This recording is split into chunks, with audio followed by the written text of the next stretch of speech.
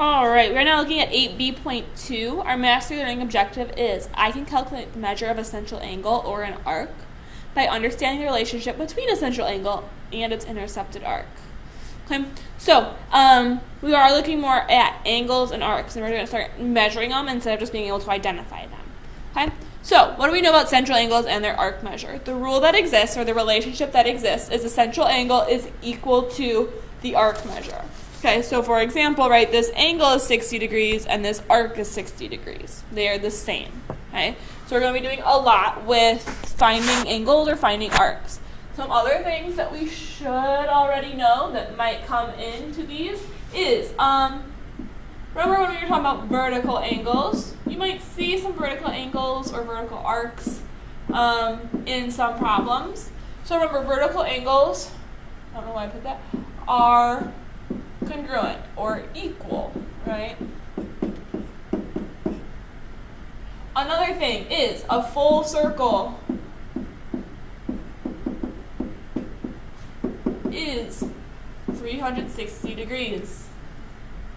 Next thing, a semicircle or half a circle is then half of 360 degrees, so it's 180 degrees. Okay, so these are good things to remember, and we might have to use them in some of our problems. All right, so let's look at example 1. I am finding the missing angle or arc. Okay.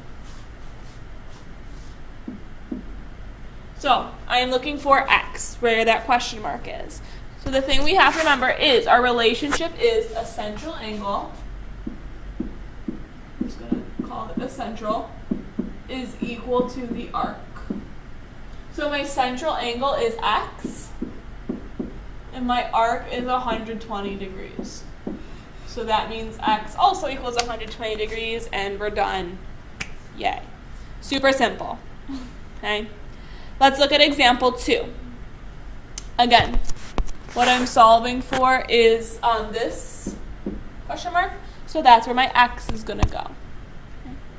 So same thing, a central angle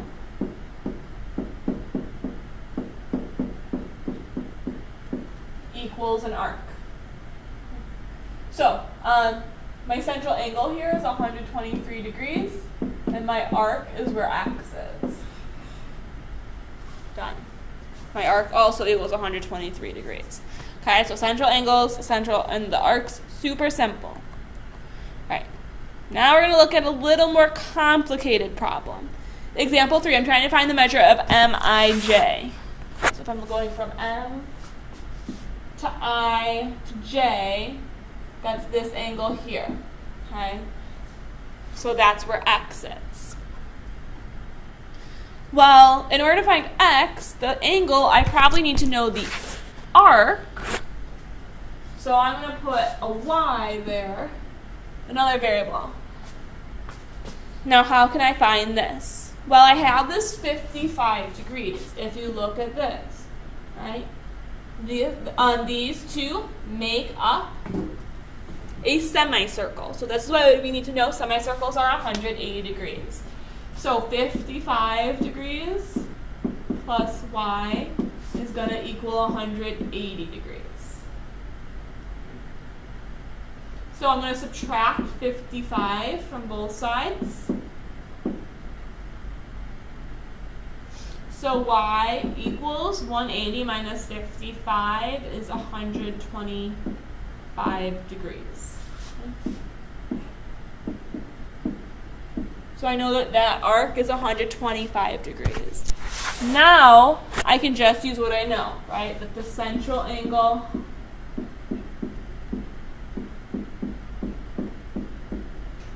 equals the arc. My central angle is x. My arc is 125 degrees. Okay. So that's why I said some of those things of central angles, vertical angles, full or semicircles, full circles, or vertical angles might come in handy for some of these problems you might see. All right, let's look at example 4.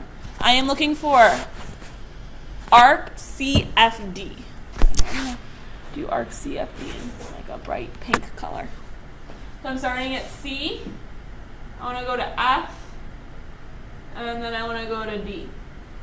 Okay, I went around this way because I ended up D. If I went C to F to D and then had to go backwards, that doesn't make sense. So C to F to D, this is what I am finding. Okay.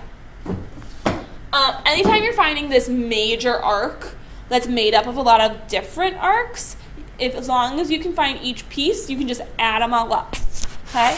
So I want to find this piece. I want to find this piece. I want to find this piece.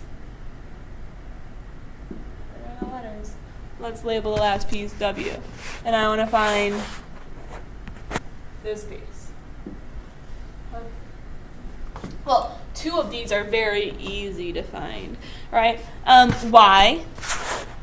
I'm going to start with Y because I think it's an easier one to find, right? Central equals arc. So 135 degrees equals Y. I also think W is easy to find. Same way. Central equals arc. My central angle is 81 degrees. My arc is W. There we go. Okay, so now I have Z and X. Doesn't really matter which one we start with. Let's start with X. Alphabetical is always fun. So I want to find X. So I need to find this angle.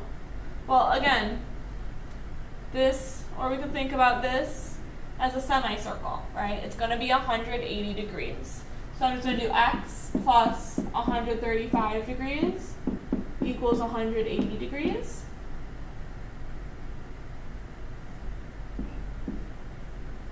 So, I don't know why I wrote that. So I'm going to subtract 135 degrees from both sides. X equals 180 minus 35.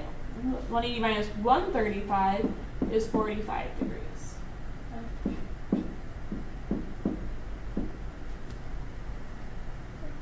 And the last thing we have to solve for is Z. Okay. Well, now if you look here, right, these arcs are across these lines from each other. This and this are vertical angles. So Z equals 45 degrees.